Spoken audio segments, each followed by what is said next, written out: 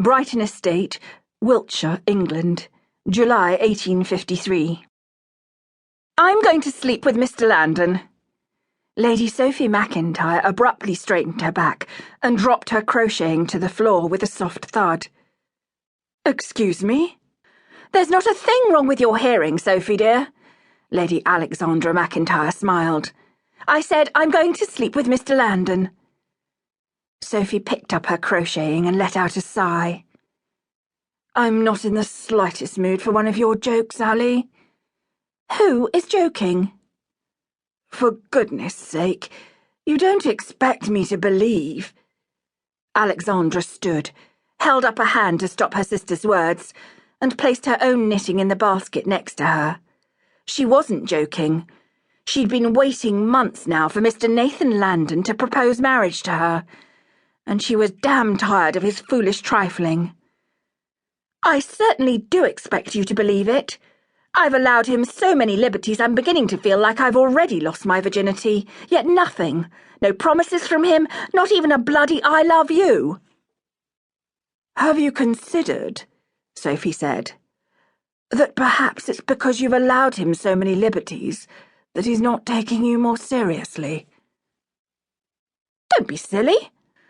I haven't allowed him liberties to get him to propose marriage. I've allowed him the liberties because I wanted to.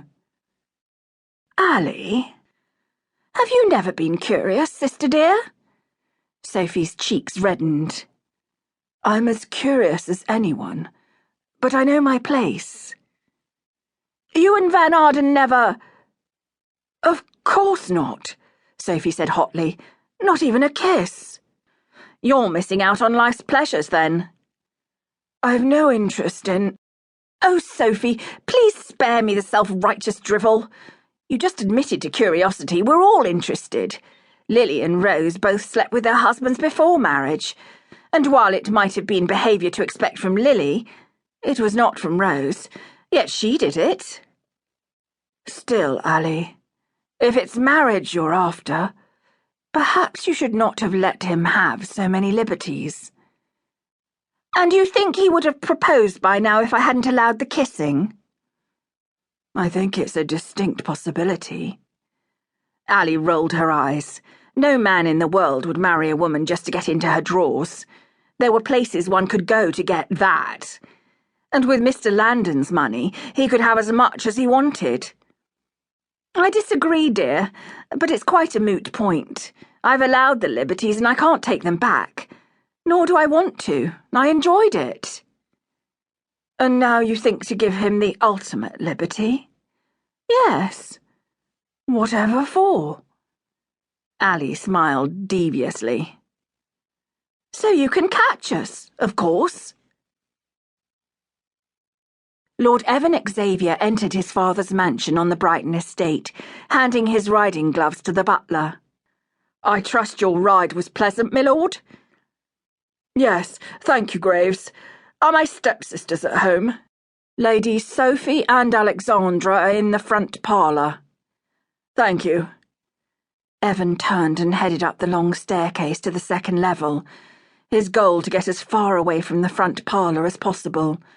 He didn't want to deal with his stepsisters at the moment, especially Alexandra, who had lately turned into the very bane of his existence.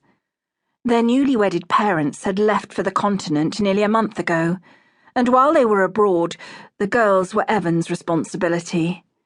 His father, David, the Earl of Brighton, and his new stepmother, Iris, the girl's mother, were desperately in love with each other, and Evan didn't expect them home any time soon.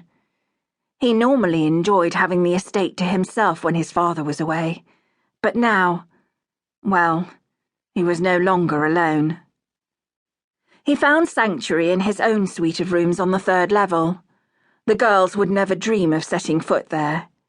He dismissed Redmond, his valet, and stripped off his riding clothes himself. After cleaning up, he lay on his bed and closed his eyes. Only a bloody hour until dinner time. Catch you? Sophie said, her green eyes wide. Have you lost your mind? Of course not. You catch us, and you tell our new stepfather, the esteemed Earl of Brighton,